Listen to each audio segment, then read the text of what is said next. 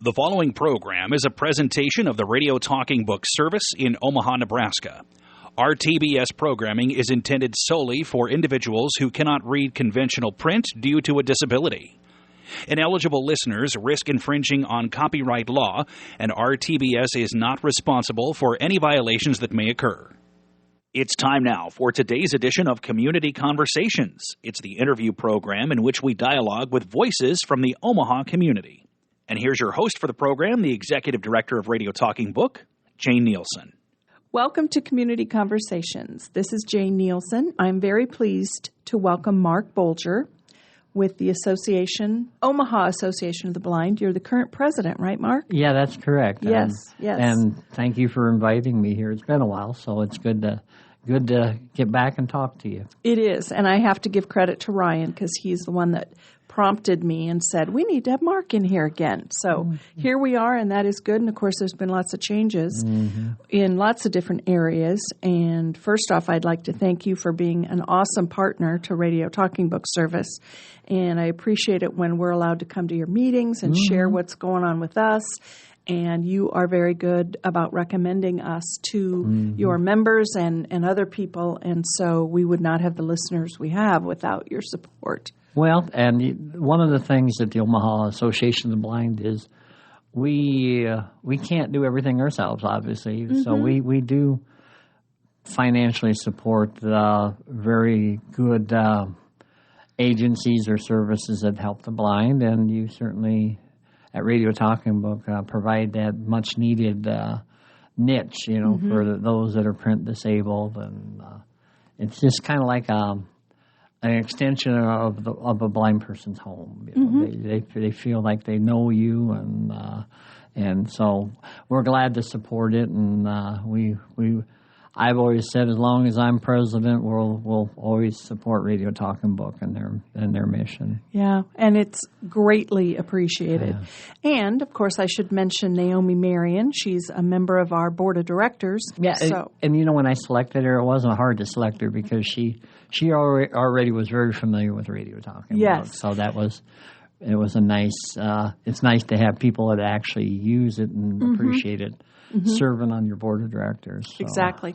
And she always, I know she's had some health challenges recently, but she is not shy about sharing her opinion or sharing input with the board, and so that makes me very happy too.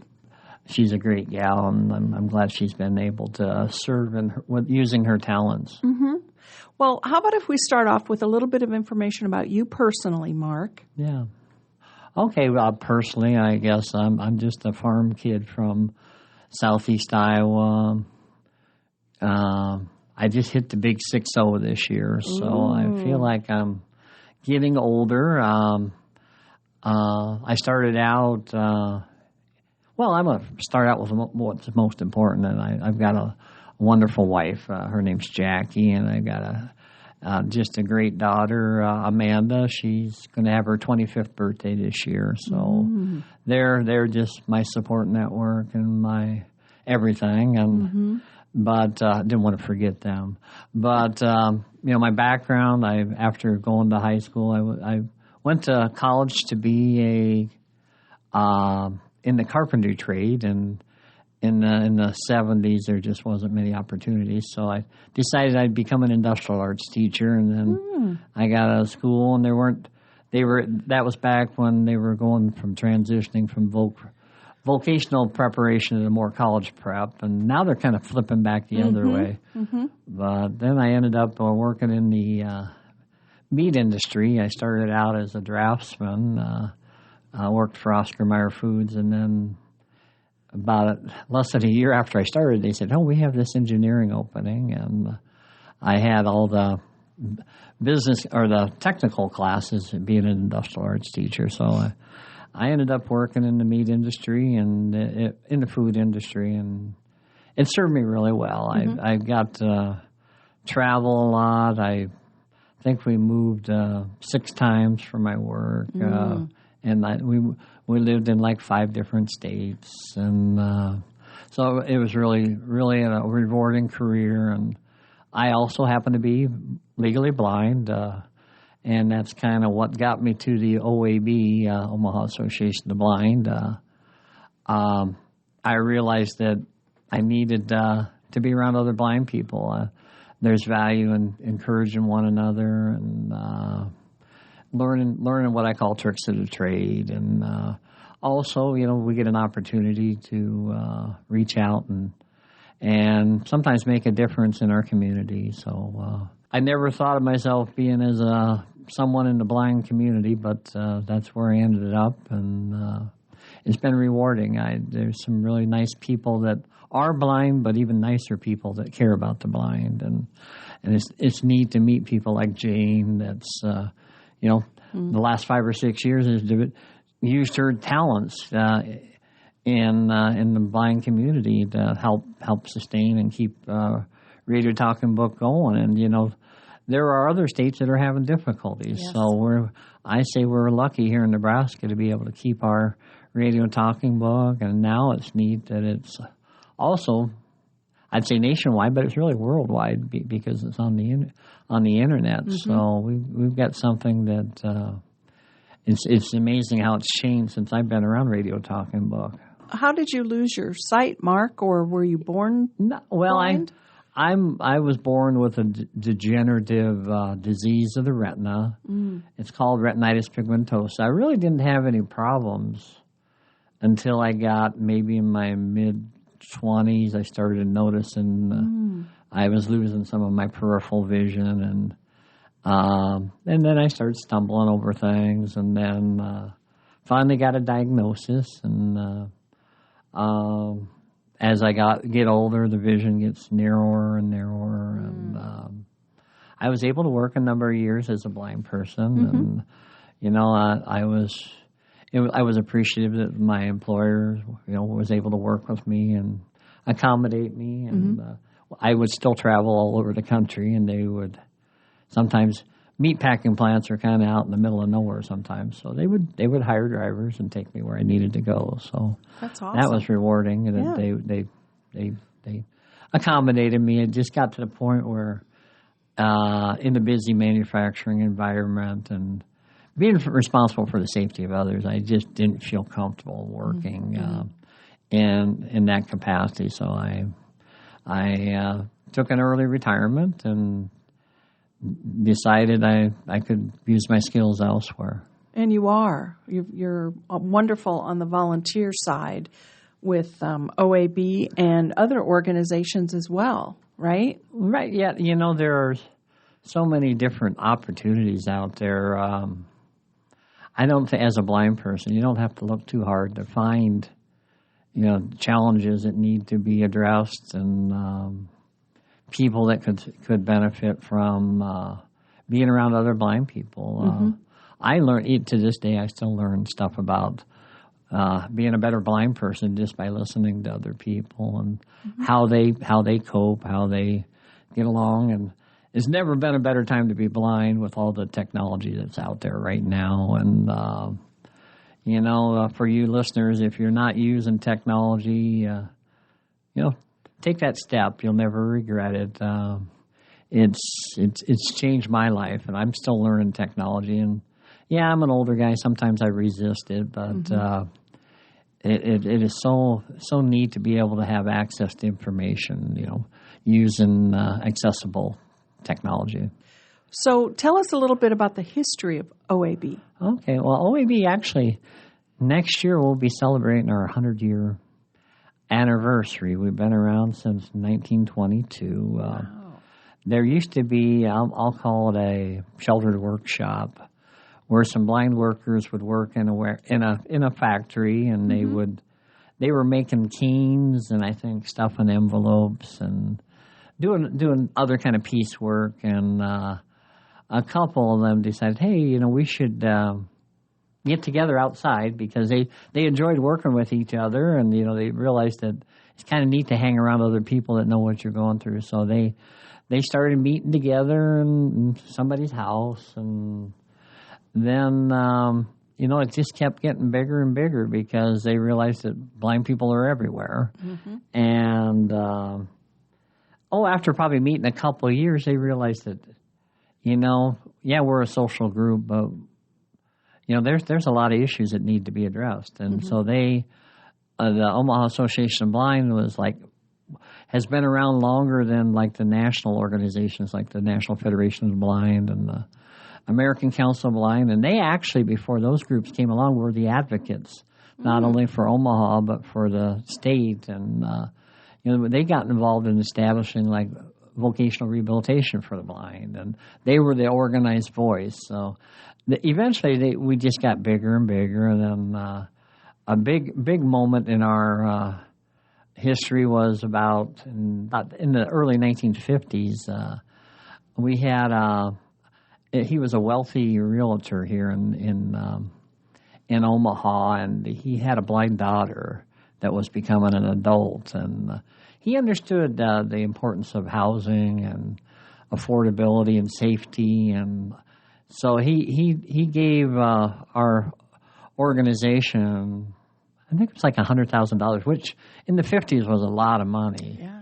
So they set about doing a project, because one of the biggest challenges that blind people have if they want to live independently is having independent living, housing, and so it took probably about 7 or 8 years. They did some fundraising, and the result was they built a 42-unit apartment building.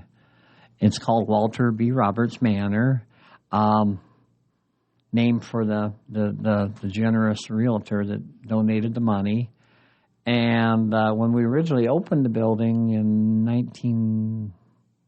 think it's 69, but they just celebrated their 50-year anniversary. But about half of the residents were blind because it's independent living, and for those that are low income, subsidized by HUD. We had to make it open for people with all kinds of disabilities and some elderly people. But today, if you were to come to our apartment building it's like 1024 South 32nd Street, about 75% of the residents are under the age of 62. So, and it's a challenge for people that are younger and disabled to find safe and accessible housing. So, and I guess I've been told that we were like the first independent living apartment building for the disabled in the country. And, the apartment at that time was very groundbreaking. It was accessible. We had efficiency apartments. And so we did that, and that actually established a lot of credibility here in the state, in the city. People saw that, this group can build things, and they're helping people. And, it helped us, develop an income base of donations. And then right now we are trustees of Walter Roberts Manor. It's a separate nonprofit corporation, and it's allowed us to then also have the financial means to support other programs. Like there's a program called Share a Fair that we have supported that since it started. We were like the first donor to support Camp Abilities. It's a camp for blind youth. Over the years, we've supported a lot of different things that I call it seed money. That would, maybe we can't run everything, but we also support Radio Talking Book because we it's a great service. So and then in the meantime, since 1922. We have been meeting every third Tuesday of the month. We were meeting in person before the COVID-19, and that's changed everything. But, we're fortunate that we're able to meet at Walter Roberts Manor. It's a nice, accessible space. And we're able to provide transportation, entertainment, and snacks for people. And, it's a modest membership fee to join. But when we have our meetings, we provide social opportunities. We provide usually some helpful living advice and information, and just a chance to be around other people and have fun. And it's a time where we don't have to explain why we can't see this or do that. So it's and we have a a nice membership. And additionally, we still are involved in issues that are important to Omaha. And if it's anything in Omaha that has to do with the blind, it's fair game for the Omaha Association of the Blind. We're unique that we've been a nonprofit, since the 40s. And we know that we don't have any, counterparts anywhere else. So we've been able to keep it going. Like if you're with the American Council of Blind or National Federation of the Blind, they have like state and national affiliates that are going to help you if you have problems. Well, we're kind of like, we know if we don't take care of business, we're out of business. And we've been able to take care of business for 100 years, and hopefully we'll be able to do it for a time when we're not needed anymore.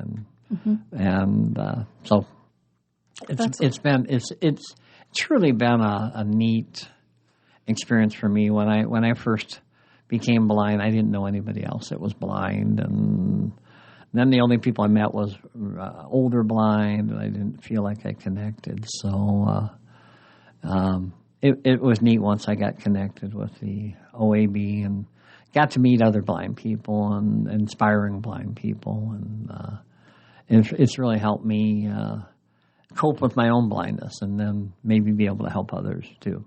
How long have you been the president? Wow. I think, forever? Yeah, it seems like it.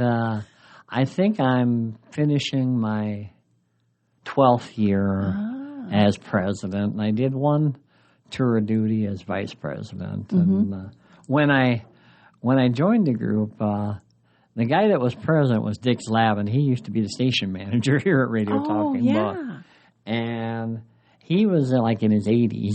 He was ready to find somebody else. So he kind of, I don't know, either picked me or tricked me to be involved. And I've enjoyed it. It's been very rewarding to be part of a group that we do have some financial means to make a difference, and that helps. Nonprofit business is a tough business.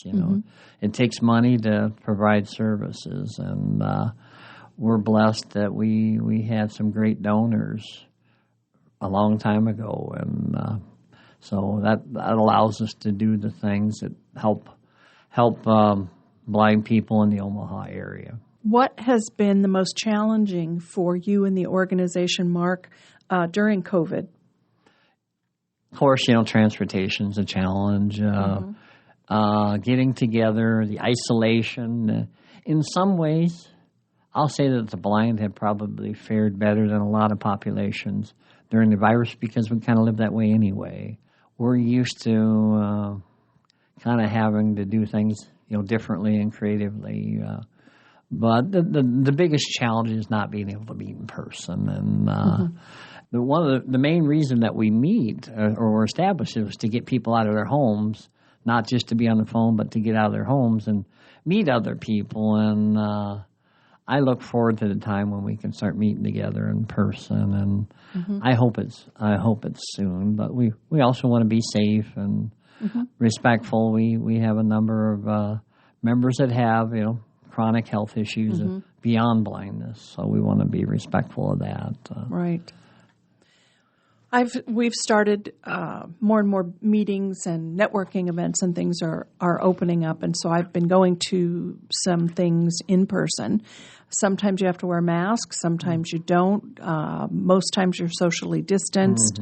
So there's lots of businesses, lots of organizations that are still finding their way.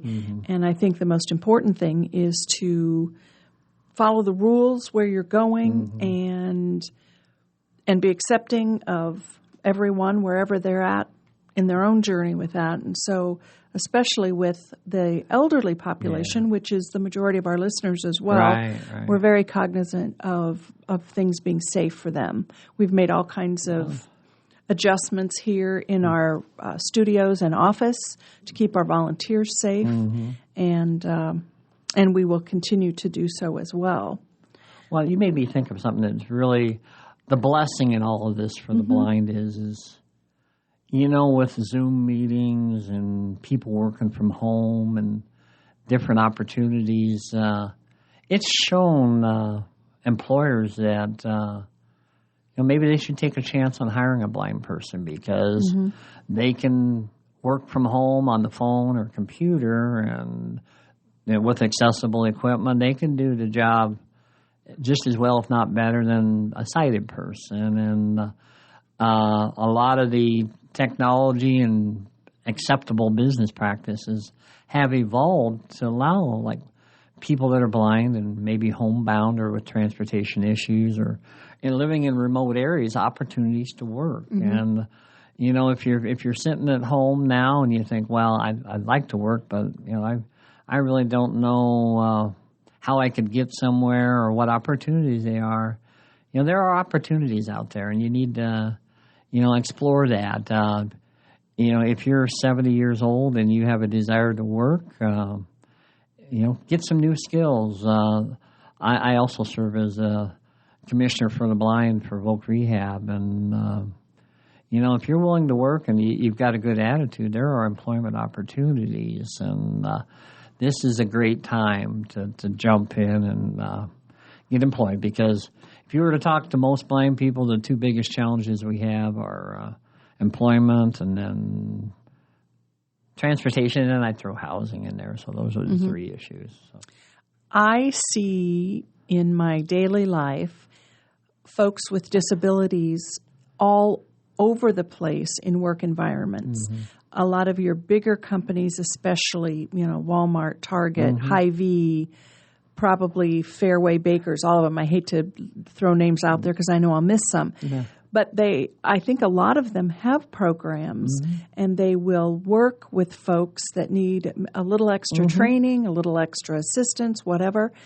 And it adds a whole nother level of hospitality, both for that person being able to work and for that person to brighten someone else's day. Oh, absolutely. And, one of the big words in the blind community is integration versus segregation. And, we want to be amongst people. And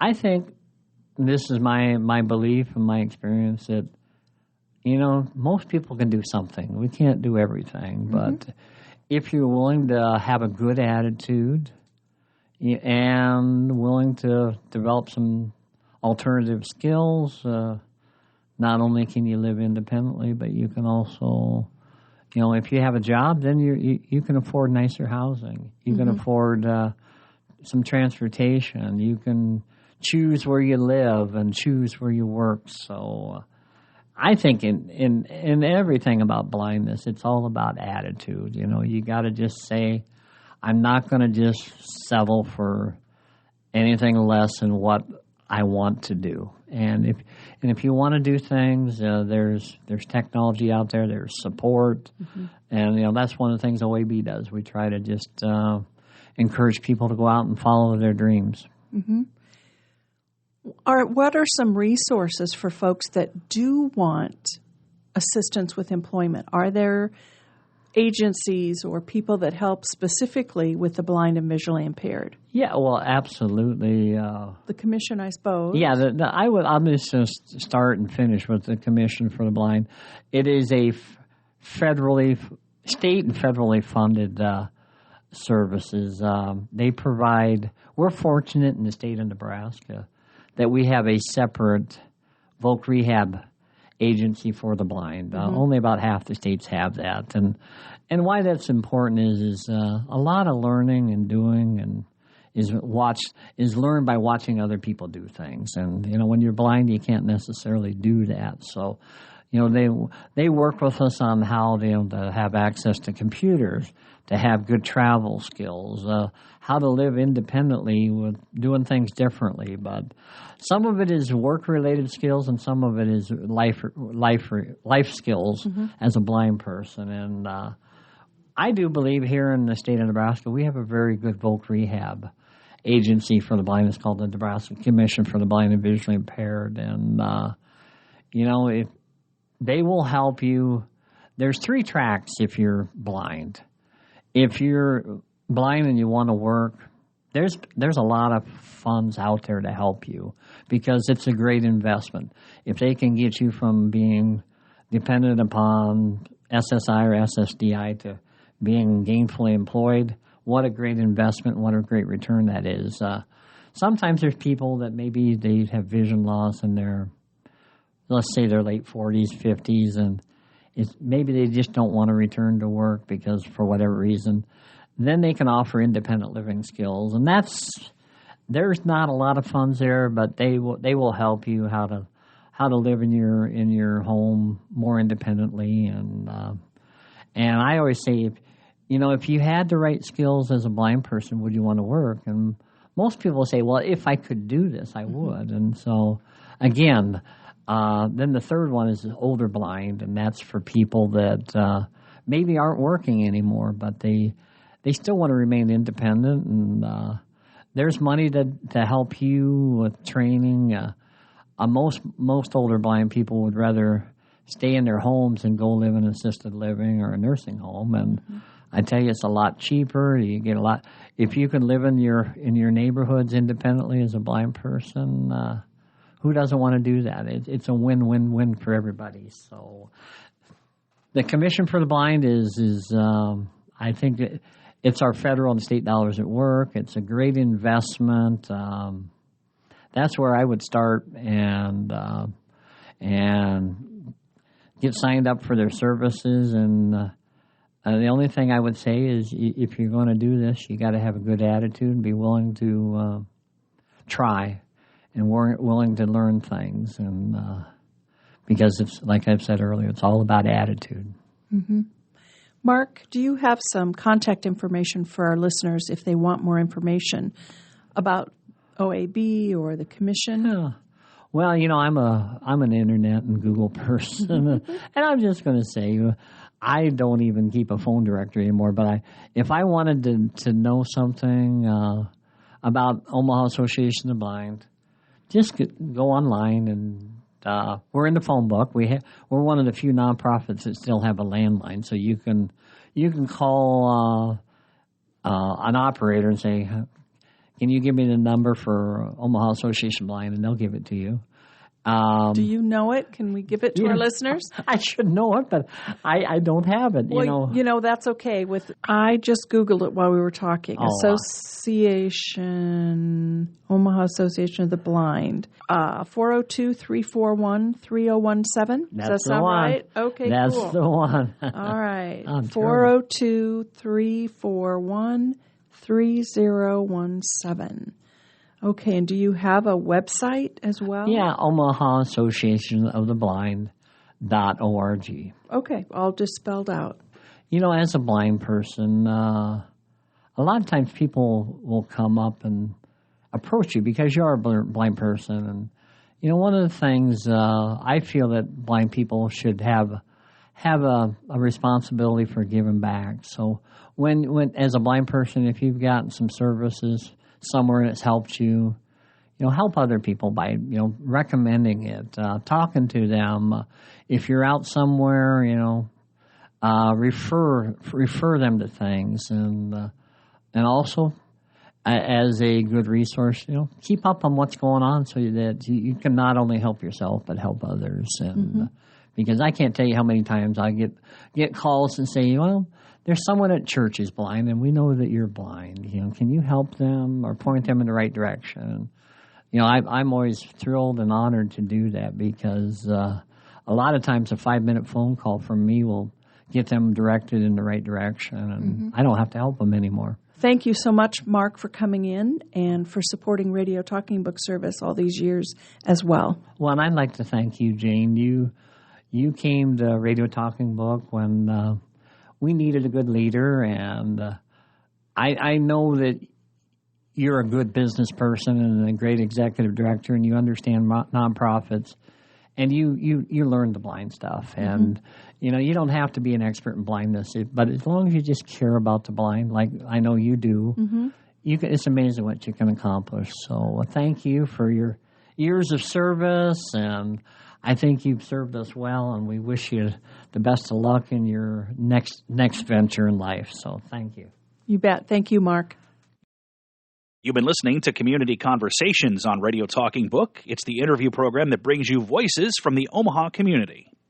The Radio Talking Book Network is brought to you with the cooperation of KIOS-FM in Omaha and statewide through the facilities of NET Radio and Television.